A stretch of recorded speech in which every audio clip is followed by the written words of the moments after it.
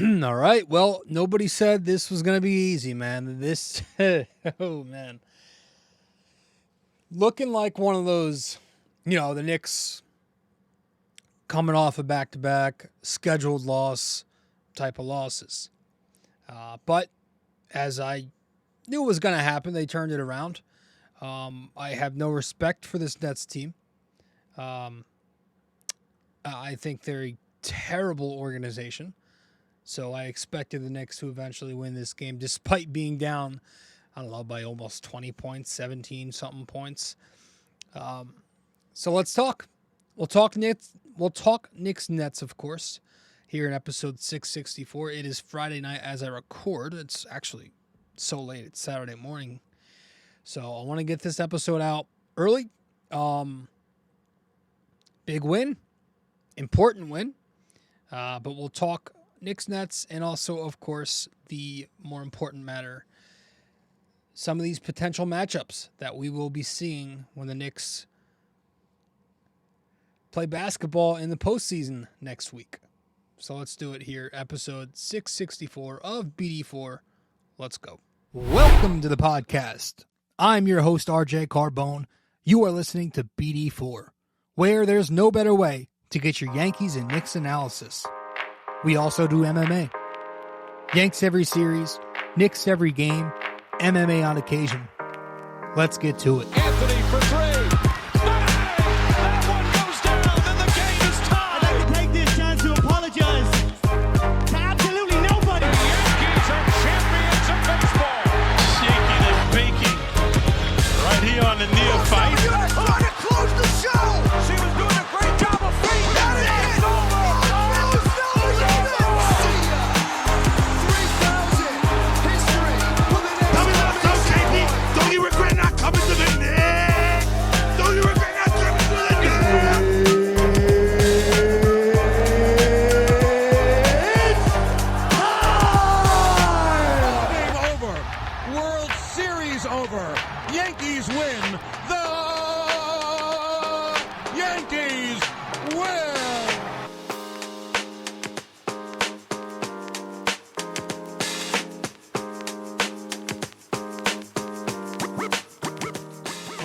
Welcome to the show. Welcome to episode 664 of BD4, where there's no better way to get your Yankees and Knicks analysis. Yanks every series, Knicks every game, MMA on occasion. I'm your host, RJ Carbone. We will, as soon as we can, be doing UFC 300 here on the show. That begins tomorrow, that event is. I am so freaking excited for that. So we have that coming up on the pod. We have this weekend, we'll be recording, obviously, Yankees Guardians, doubleheader tomorrow. And then things are heating up with the Knicks as we head into the playoffs soon. So a lot coming here on the pod. We're going to be busy. And I'm going to do my very best to get every single one of these episodes out in time. So this is Knicks Nets. We're talking Knicks Nets. The Knicks clinched the home seed tonight, so they can get at least 4 before the season wraps up, depending on what happens on a very eventful Sunday. Whew, my gosh. But yeah, with this win over the loser Nets, the Knicks have clinched home court for the first round of the playoffs. But in this game, the Knicks entered it without a couple of players. Isaiah Hartenstein was ruled out of this game a few hours prior with just they're managing the Achilles, obviously. He played, when the Knicks played Boston, it was the most minutes that Hart had gotten since he returned from the Achilles injury. So it was smart, with the Nets on the schedule, the Knicks realizing, all right, let's just take it easy with Hart. And they actually started Jericho Sims, and they had Mitch with the bench, though that didn't matter because Mitch ended up staggering and playing more minutes anyway. And then Deuce McBride was ruled out of this game with an illness, non-COVID illness. Hopefully he's okay. I hope he can be back for the Bulls game would like at least one of those guys back. But yeah, like I said, it looked really grim at the start of this game. The Knicks very careless, and they were down 11-0 to start the game. Jericho was very bad defensively, and Tom Thibodeau calls a timeout. The Knicks get a couple of baskets, but then the Nets go on this 9-0 run right after that. You know, Cam Thomas gets very hot late in the quarter, and gosh, it's 30-14 after the first quarter. Second quarter comes, now Lonnie Walker starts contributing. He's knocking down every shot he takes. And you got yourself a 16-point deficit midway through. Jericho Sims remaining just fucking terrible in the first half with the defense. So Tom Thibodeau calls another timeout. You could tell the Knicks were missing Hart, not just defensively, but offensively. And yeah, like at this moment, I'm thinking this is headed to be a loss. This is like the second of a back-to-back. This might be a very bad letdown game, which would affect the Knicks in the standings. Some might think that's a good thing, but we'll talk about that later. Then the Nova Knicks get very hot. Late in the period, the Nova Knicks get hot. Brunson finally starts chipping in. He had not scored up until the final minutes of the second quarter. He gets a few to fall, gets to the line some. Dante DiVincenzo knocks down a big three, and then Josh Hart knocks down a couple of threes, both at the end of the second quarter, one of them coming at the buzzer. So I think the key with Hart and the three-pointers is for him to not think. So last-second heaves are a good thing for him. And you had the Knicks go up at halftime. No, I'm sorry, they weren't up. They pulled within single digits at halftime, 63-54. Man, it was such a tale of two halves, because come the second half, third quarter begins, and the Knicks come out the gate just with a much quicker pace. And they're playing the transition game. OG Anunoby in that third quarter just making special plays on both ends, knocking down threes, jumping the lanes. You get Brunson helping him out with some big threes, Josh Hart doing Josh Hart things, and all of a sudden the Knicks are up pretty decently, 84-76. Fourth quarter comes, starts out a little bit tough because, you know, the Brunson bench minutes, especially when McBride sits, haven't been good. You had Alec Burks out there being Alec Burks. Anytime he gets a chance to chuck, he's going to do it. And then the Knicks just still keeping the lead. And then late in the fourth quarter, you know, the 5 minutes, from the 5 minute to the 2 minute mark, I'd say, the Nets started playing hack a Mitch. But you got to credit Mitch for doing the job. And then you had a bunch of clutch sequences by the Knicks. And the Nets responded a few times. You had OG Anunoby playing some great defense to get a stop. Hart grabs the rebound. It goes down the other end for the Knicks. Brunson lays in a floater, and that puts the Knicks up 5 points with 1:22 left. Then Brooklyn cuts it to three with a Cam Thomas three-pointer. Later in the period, Mitchell Robinson grabs a huge offensive rebound off of a Brunson miss. The ball gets back to Brunson. He knocks down a big mid-range jumper, and that puts the Knicks up 5 with 22 seconds. Again, Brooklyn cuts it to 2 again. And then you get the play where Brunson's fouled. He's pushed by Cam Thomas, and the play goes for review. OG Anunoby gets in Cam Thomas's face. I think Knicks fans at the Garden loved that. That was kind of the first moment OG endeared himself to the fans. Obviously, we love him, but, like, you know, it was his first, like, oh, wow, this guy's taking on, like, the I love the Knicks role. He gets in Cam Thomas's face. Eventually, it's ruled as a double tech. Brunson knocks down both free throws, and that puts the Knicks up 4. And that was pretty much it. The Knicks won the game there, 111-107. So Brunson finishes with 30. Thomas finishes for the Nets with 41. He was a pain in the ass, especially in the first half. It was a tough defensive first half for the Knicks. It was like there was a lot of frustrating possessions where it's like, are the Knicks ever going to get a stop?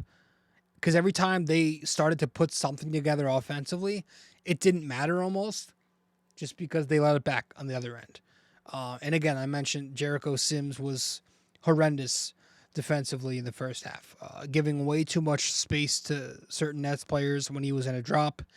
Cam Thomas, 41 points, 22 came in the first half on 9 for 13 shooting.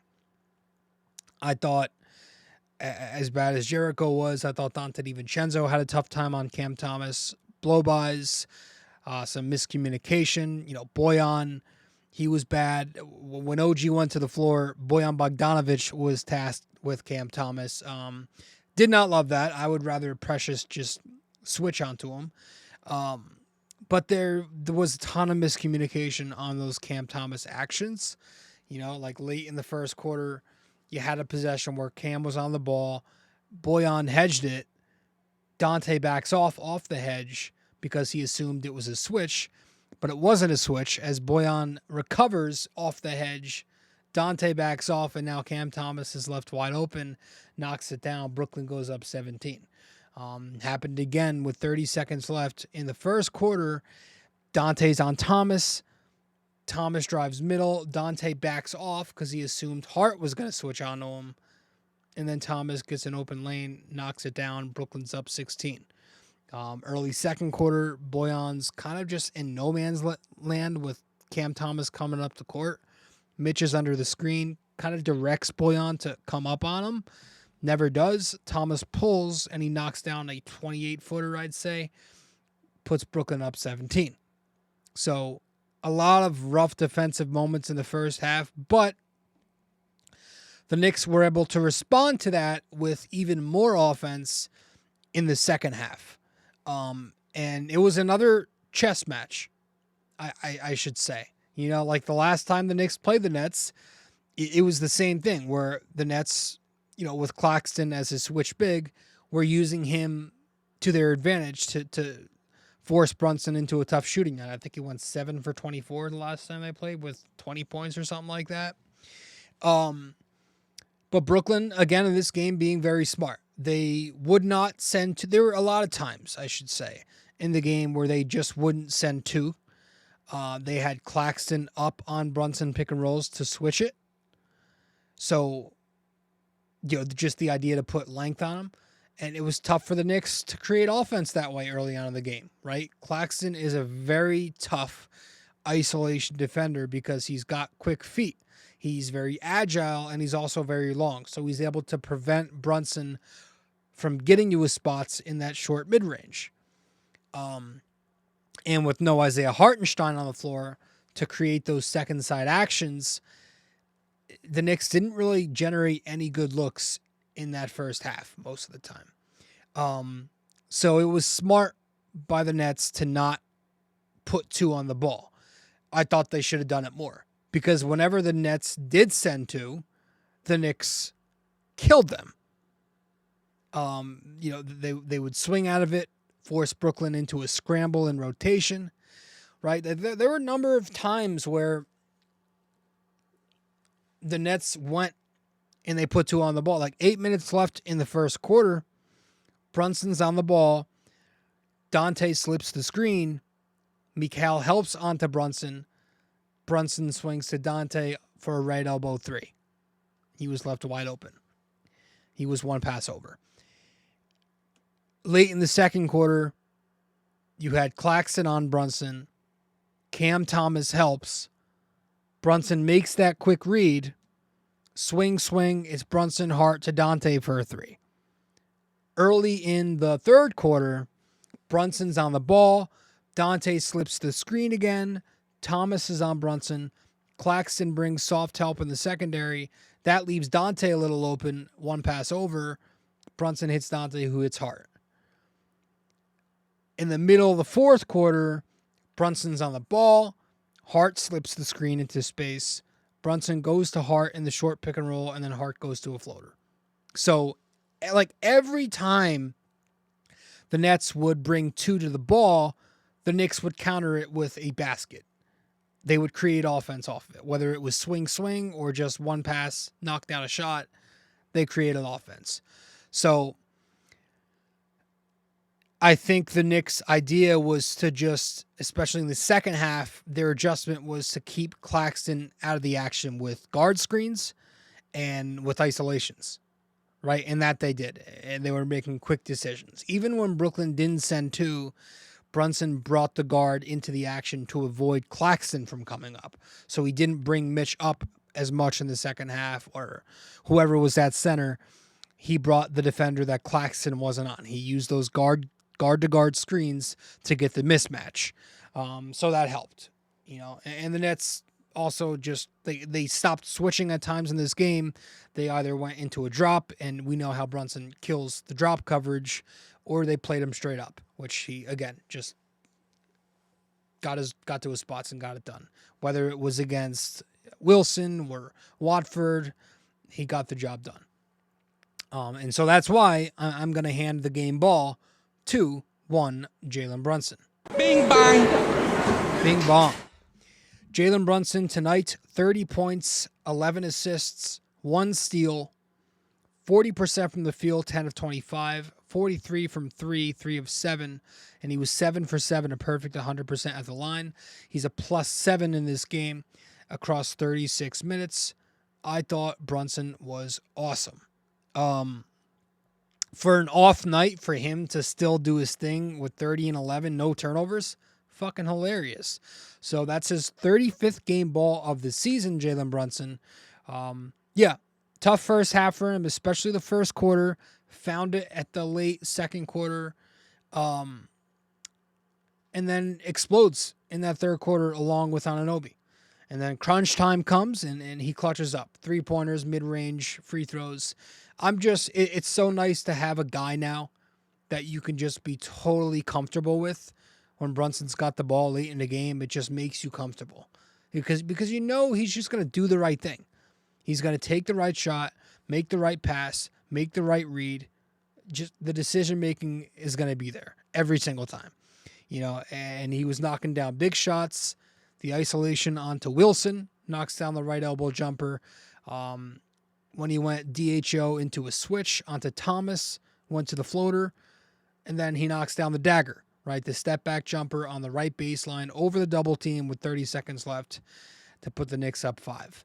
And then he knocks down 4 late free throws in a row in the final 12 seconds of the game. So a big-time performance from Jalen Brunson, who continues to cement himself not just as a superstar, not just as a guy who should make the first All-NBA team. Yes, I said that. But a guy who should definitely be in consideration for MVP this season. Maybe a month or so ago, we were talking about this, and I said he should be top 5, maybe top 6. It's not a question anymore that he should absolutely be top 5.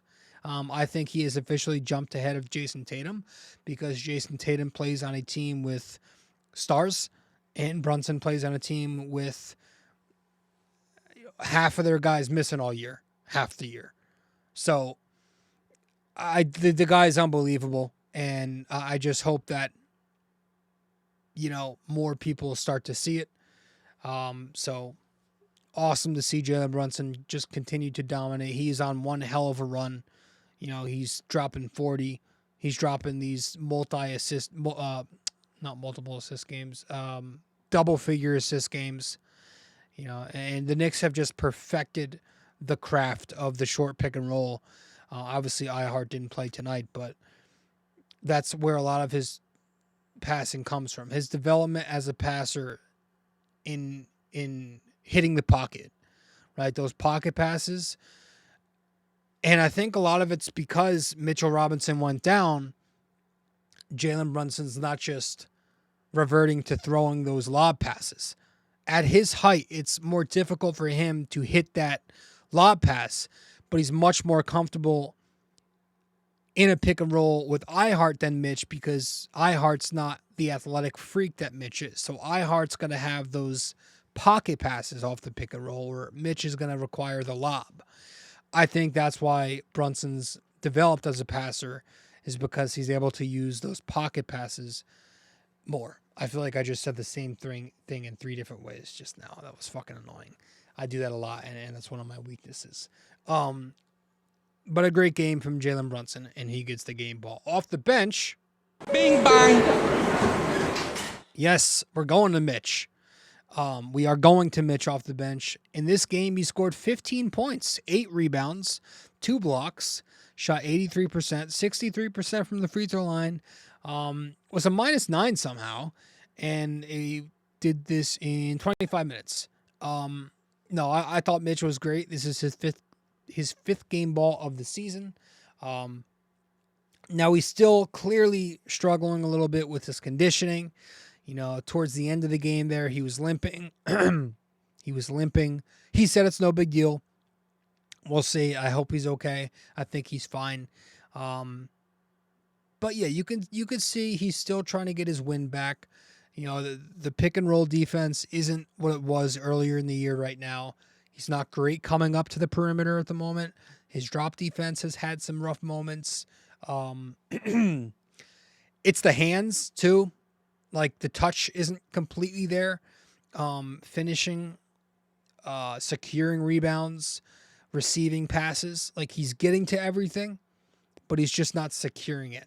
You know, there were a couple times in this game and in previous games where he's let guards take the ball out of his hands and dropping passes on the roll. So he's still trying to get that part of his game back, but I thought he really, really turned it up in the second half. I thought he was an animal on the offensive glass. He played the entire fourth quarter, which is something to note, and he executed. You know, he executed down the stretch when the Nets went to the hack of Mitch. He did a very solid job. You'll take 5 out of 8, including, you know, that perfect 2 out of 2 trip on the very last foul before they got under the 2-minute mark. You know, the Nets got one more foul in on hack of Mitch, and Mitch knocked them both down. That had to feel good.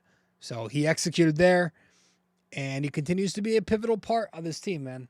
And it's going to be interesting in the offseason. We've talked about this a couple times, but like I've made it known that I'm paying Isaiah Hartenstein, and I'm trying to see what I can get, what kind of assets by moving Mitch.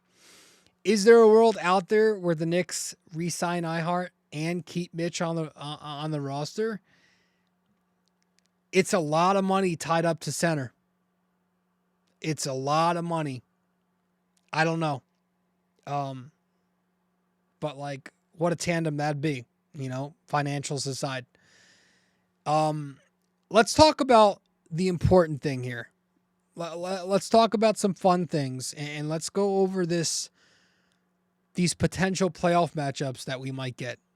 You know, we'll do that when we return from our break here on BD4, episode 664. So stay with us. We'll be right back. Hey there, thanks for listening in so far. If you enjoy this episode, please give us a 5-star rating and review on Apple Podcasts. And if you're on YouTube, don't forget to like, comment, and subscribe. Thanks so much.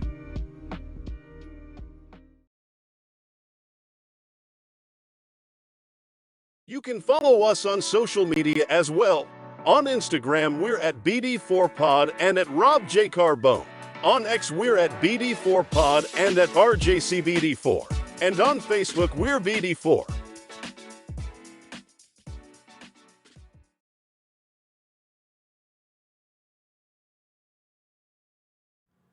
Welcome back to the show. The Knicks win 111-107 over the Nets at the Garden tonight. But they've got some important things on the horizon now. They have got to take care of this game against the Bulls if they want a shot at the 2 seed. And they have to hope they get a little luck from the Magic, who play the Bucks.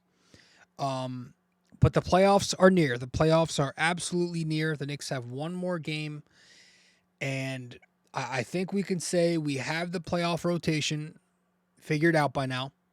You know, it's obviously the first unit: Brunson, DiVincenzo, Anunoby, Hart, Hartenstein.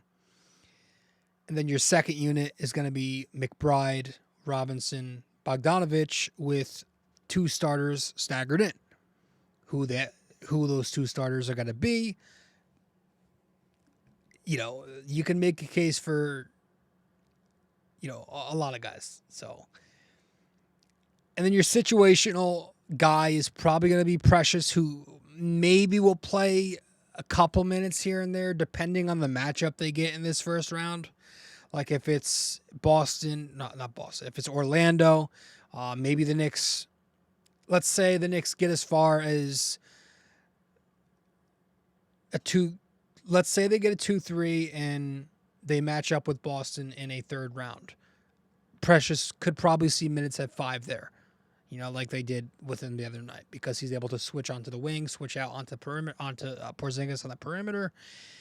So he's probably your situational guy. But for the most part, your bench is Deuce, Mitch, and Boyan, and then your DMPs are going to be Burks, Jericho, etc.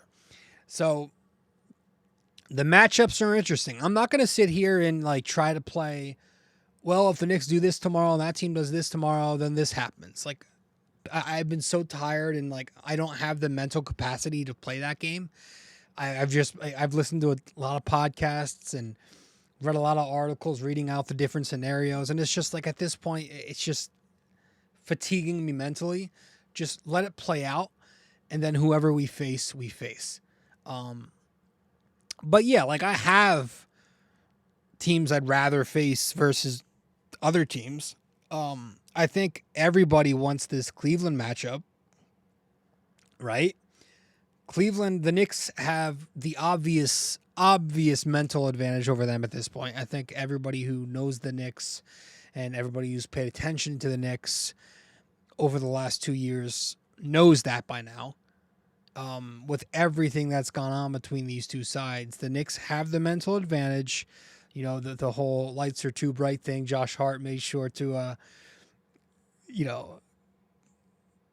put that in his post game tonight. So that's an advantage for the Knicks. I think the Knicks scheme them very well every time. Last postseason, they did a nice job forcing Evan Mobley to create in the short pick and roll. That ended up being a disaster. They were ignoring Isaac Okoro. That was helping them. The only things you not worry about, but think about, Cleveland does have the size, so they can match the Knicks there. They have a death lineup. There was a graphic I saw on Cleaning the Glass. This was right before the Boston game, so it's a couple of days late. But they have a death lineup where their top, I think it was top 7 in net rating per one possession with his lineup, and it was Donovan Mitchell, Strus, Okoro, Wade, and Allen. Obviously, Donovan Mitchell's capable of being the best player on the floor in any given series. And the non-basketball stuff, listen, myself included, along with every Knicks fan existing, has been just disrespecting the Cleveland Cavaliers consistently since that series last year. And it's gotten to such a point where it's become so mental. You almost think has it gone so far where are people starting to count them out a little too much? You don't want it to get to a point where you're oh wait, you're starting to poke a bear. I'm not saying that's going to happen if the Knicks match up with Cleveland, but I'm just saying you have to respect your opponent. No matter who it is, don't forget that. Just make sure you don't fucking get too over the top cocky. And I'm not saying the Knicks will. But Cleveland's a matchup I certainly wouldn't mind. Orlando is not a matchup I would prefer, but I think the Knicks can beat Orlando in what I think could be a tough series. I think they could beat them. They are a very inexperienced young team. I think the only playoff experience on that roster, Jonathan Isaac, did even play? I don't know. and then Joe Ingles, right, with Utah, when he was with Utah. That's your only experience right there. They're a very young, inexperienced team, and that's not usually going to bode well in a postseason. Their three-point shooting is very erratic. You can't, talk about 2024 postseason. How are you going to go into a playoffs and you don't know if they're going to shoot well? They're not a good shooting team. In certain lineups, they can maybe get away with it. But for the most part, with the Knicks defense being what it is, they're going to dare bad shooters to shoot. And that just sounds like rebounds leading to transition opportunities for the Knicks. The Magic crunch time offense is not very good. They've had problems in ATO offense, sideline out of bounds. They've had problems late in games. So that's something to keep an eye on. With the Knicks defense, I feel like that's an advantage there. When the Knicks played the Magic last time, I noticed a very stark difference in hustle on the glass. The Magic were terrible on their box outs. So I don't know if they're always like that, but it was something I noticed last time they played. And then regardless of who gets whatever seed, the Knicks are going to have every game be a home game if they play the Magic. That place is MSG South. And then last but not least here on my bullet points, I've got the Knicks can scheme them. Not the Knicks. I worry about. No, sorry. I don't know what I had on my notes here. Oh, here we go. No, the Knicks can scheme them well because the Knicks have the length and the switchability for Paolo Banchero. They have multiple guys they can switch on to Paolo. The things I do worry about is size. They have the length to throw at Brunson. They've got the wingspan to throw at him. They've got the wingspan to recover off the help on the short pick and roll. So unlike when Sacramento a couple of games ago was blitzing those Brunson pick and rolls and just getting burnt off the short roll, I feel like the Magic won't be able to get burnt as much because they've got the wingspan to close out to the shooter. And then not having Julius does take a little bit of confidence away just because of his size and his ability to score against that good half-court defense. You're missing Julius. So that's the Orlando matchup. Indiana, I've not really respected them all year. I don't like they run an early offense. It's a high tempo, early offense, early Spain pick and roll. They get a lot of shots off. They play the high possession game. Playoff time, that's not going to fly. The game slows down into the half court, and I feel like the Knicks play the perfect pace. They play the perfect style for that. And I feel like Indiana is just going to play right into the Knicks' hands. Now, of course, I've got PTSD, just the history between the Pacers and the Knicks, not on the Knicks side there. They themselves have a death lineup that they go to. They go to that lineup that consists of Tyrese, Buddy Hield, Bruce Brown, Obi Toppin, and Miles Turner. That's been a very effective lineup for them with a very high net rating. And Halliburton is just, listen, he had his first half of the season was incredible. His second half has been more up and down since coming back from that injury. He's still capable of being the best player on the floor in any given series. And the Knicks this season, for the record, have lost to the Indiana Pacers a couple of times. So still a matchup I'm willing to take on.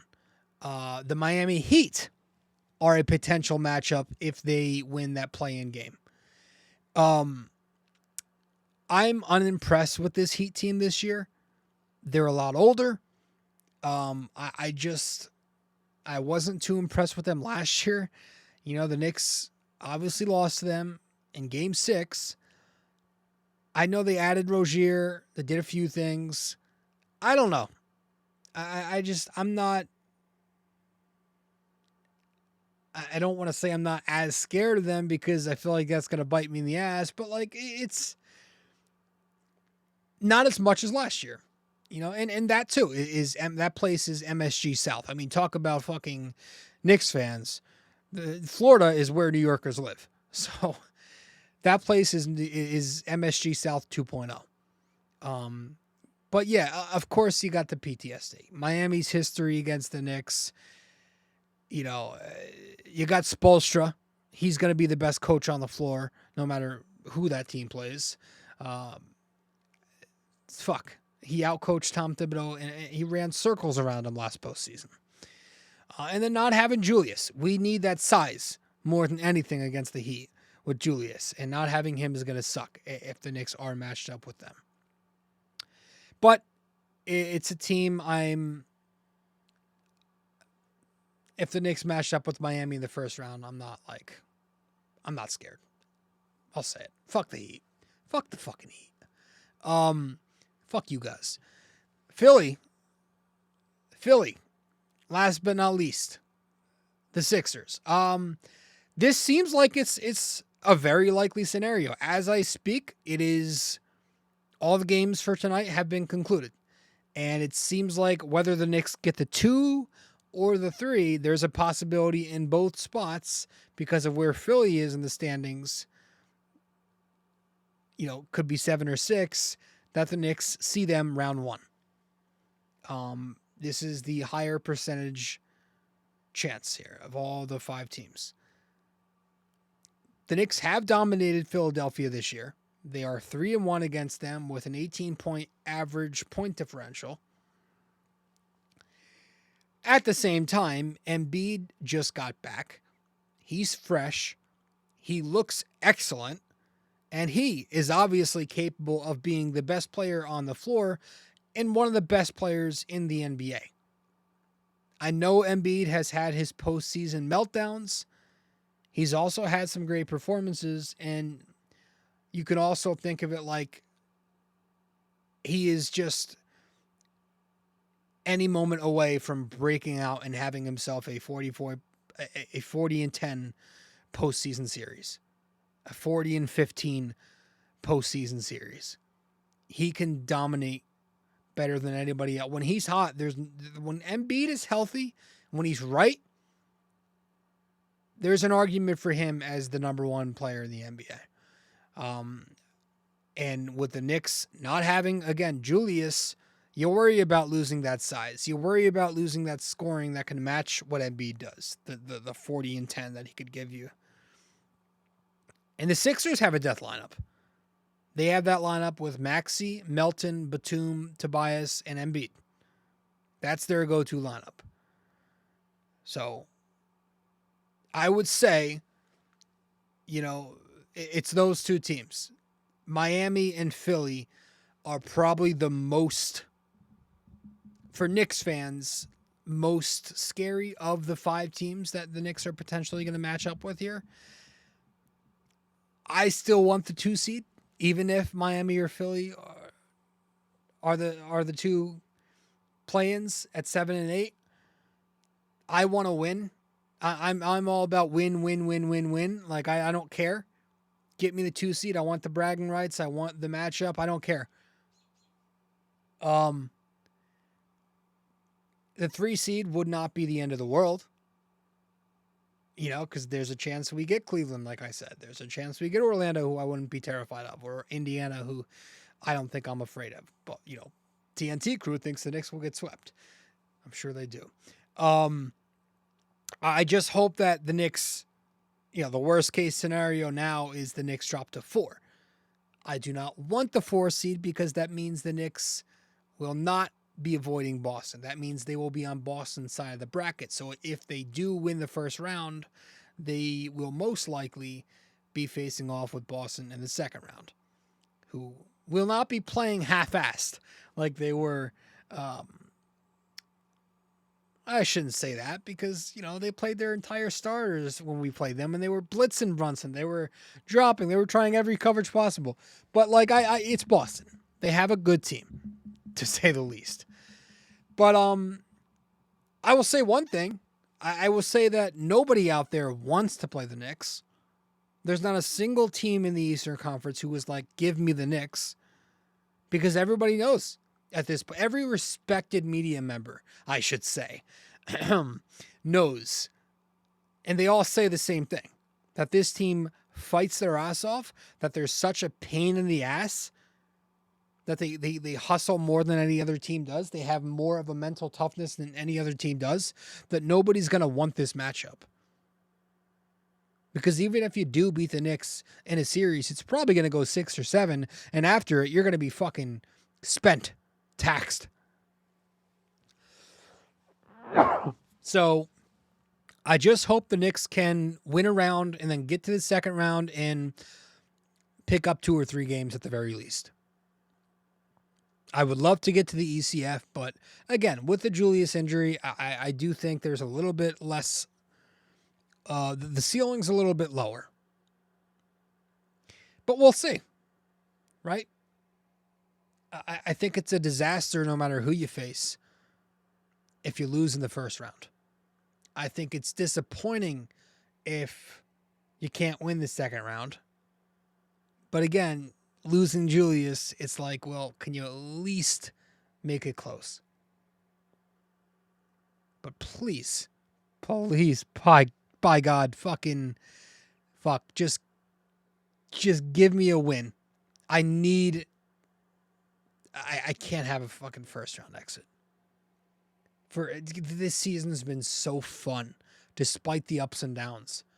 The team lost half their fucking rotation.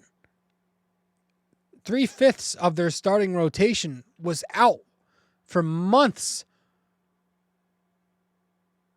They're about to win 50 games. The January Knicks, when they were peaking, right, when Randall was here, when Anunoby was here, the Knicks were on pace for 55 wins. It was like 54 and change. Then they both went down the same night. And everyone was like, oh, shit. Well, now the idea is to win 45, 46 games, get a play-in seed. We're about to win 5 less than the January Knicks were on pace to win.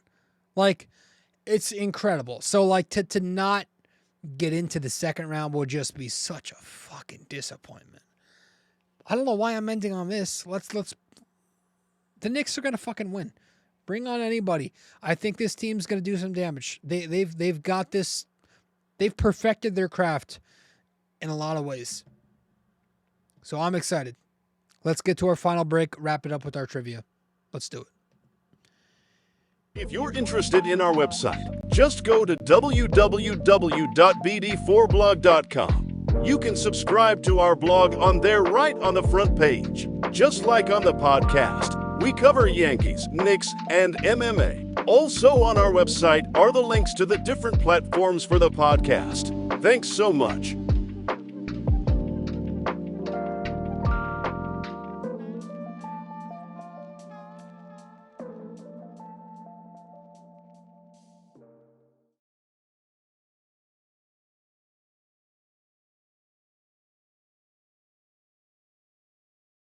Studio 69 Productions is a podcast production agency created by Leo Rodriguez to allow content creators to market their podcast. It's an online platform that will market your podcast or any other project that you're working on. Get in touch with Leo Rodriguez from Studio 69 Productions. You can find Studio 69 Productions on Instagram at Studio69NJ. Studio 69 Productions, where dreams are heard and born.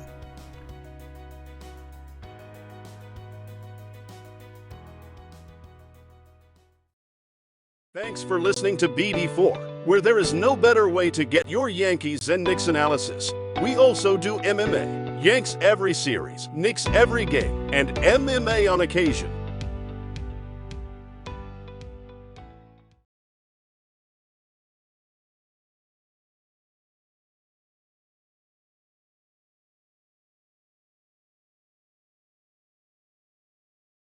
All right. Welcome back to the show. Episode 664 of BD4. Thanks for tuning into the podcast. I appreciate you all. Let's wrap it up with our NYY, NYK, MMA trivia question of the day.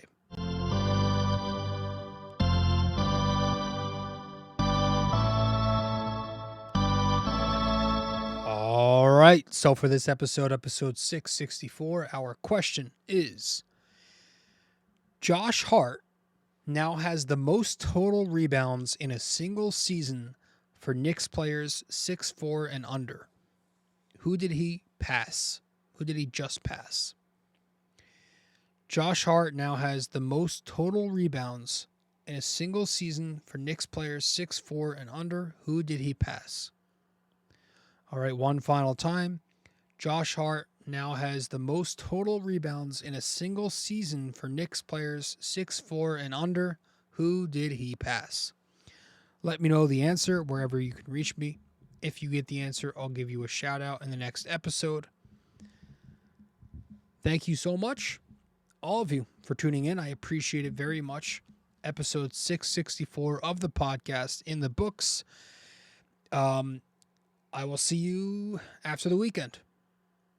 I don't know which episode, which sport we'll be covering next. If it's going to be an episode on UFC 300, that will probably be a little more later down the line. But I'm going to try to get it to be somewhat recent. Maybe it's Yankees, Guardians. Maybe it's Knicks, Bulls. The last regular season episode of the year. But as for this episode, Knicks Nets episode 664, that's it. So thank you so much, and I'll see you later. This episode was brought to you by Anchor. Hey there! If you stayed the entire way through, we thank you immensely for it. We hope you enjoyed this podcast and that you come back for the next episode real soon. Don't forget to like, subscribe, comment, download these episodes, and share them with your friends as well. BD4 is a 5-star podcast simply because of you, and we'd like to keep it that way. Have a wonderful day. Go Yankees, and go Knicks!